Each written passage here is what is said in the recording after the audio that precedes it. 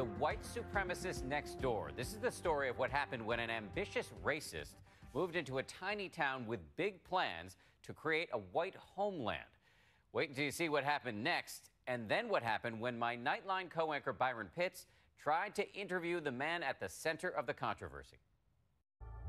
Leaf, North Dakota. Blink and you might just miss it. 911, your emergency.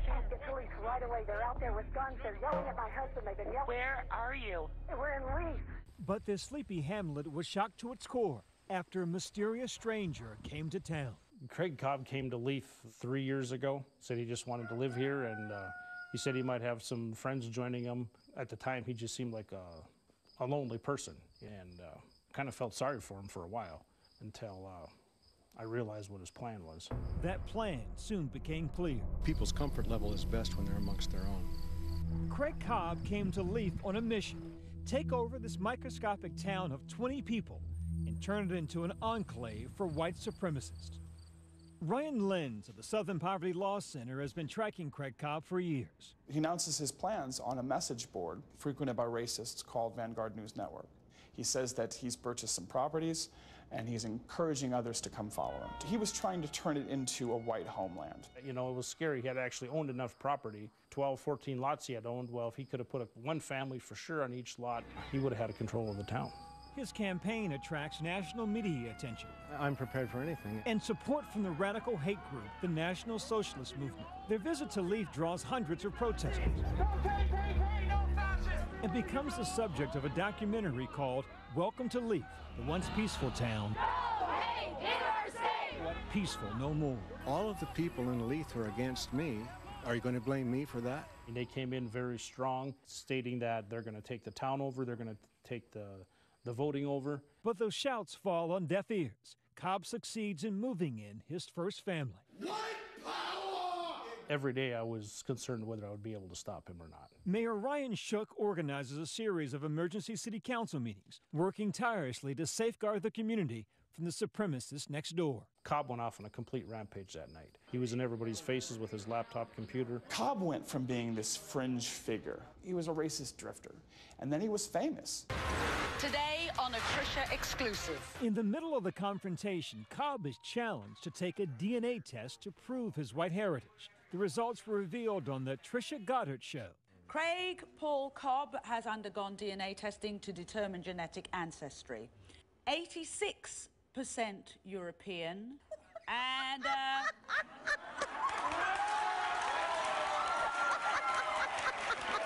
14% Sub-Saharan African. Wait a minute. Hey. Hold on. Just wait a minute.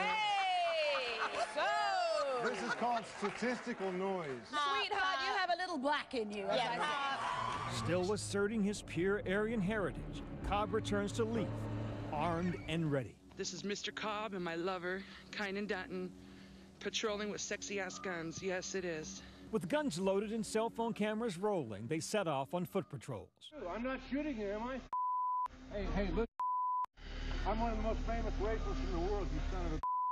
Residents of Leaf take shelter in their homes, worried that Cobb and Dutton could turn violent. They have to fire the first. Yep. I fired the second one. Maybe the second and third. Cobb's placed under arrest in November of 2013 and charged with terrorizing and menacing his neighbors by the Grant County Sheriff's Department. He ultimately takes a plea deal, pleading guilty to one felony count of terrorizing and is placed on 4 years probation. We got through it. We thank God every day that we're still alive. Craig Cobb is now out of jail and agreed to a sit-down interview. But when I landed, my producer told me there had been a change of plans. Welcome to lovely Minot, North Dakota. So just wanted to sort of give you the rundown of what happened while you were on the flight. Okay. So I got a call from Craig Cobb. He said, I hope that you're not sending a Negro presenter. And, you know, he said, I would almost rather talk to a Jew because then at least they would be intelligent. I just said, you know, essentially, we're looking forward to having a conversation with you.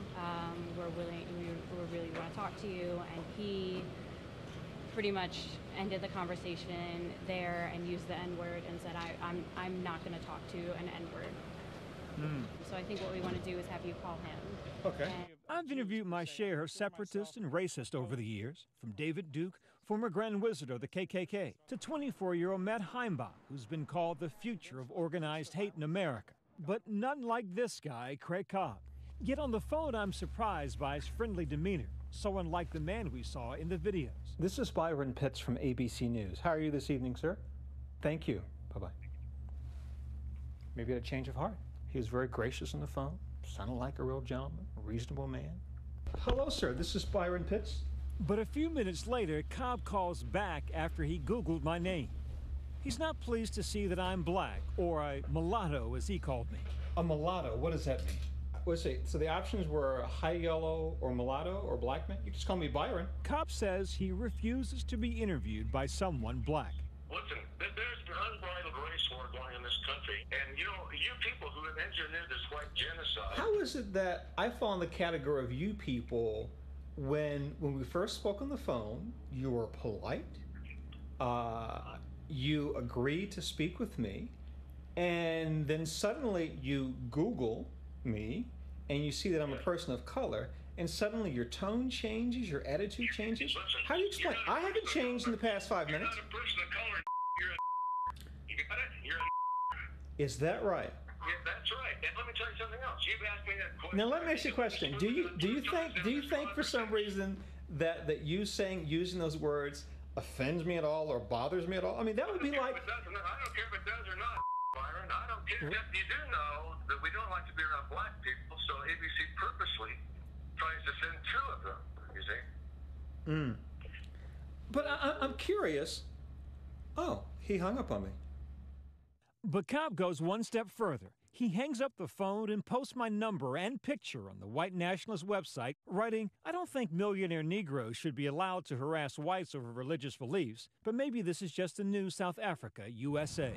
Cobb has not given up on creating an all-white enclave in America. He set his sights on a new town, Antler, North Dakota, roughly 200 miles north, population 20-something. That's the building Cobb said he bought, and that's going to be his church.